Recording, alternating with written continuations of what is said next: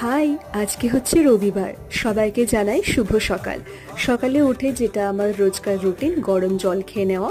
তারপর আজকে ছিল আমার হেয়ার অয়েলিং ডে, তো সেজন্য হেয়ার অয়েল করে নিয়ে ব্রেকফাস্ট করে নিয়ে আমি আর মা খাচ্ছিলাম একটু অল্প করে চা। রবিবার বলে আজকে সবাই বাড়িতে, তাই আমি আর মা একটু চা খাচ্ছিলাম।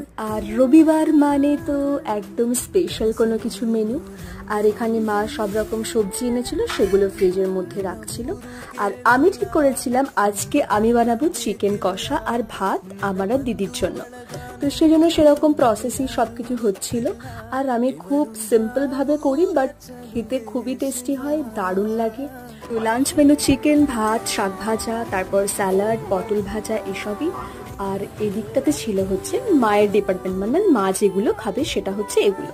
আর এই যে চিকেন নিয়ে নিয়েছি, ভাতে নিয়েছি অল্প একটু লেবু, বাস। তো বাস, এটাই আজকে লাঞ্চ থালি।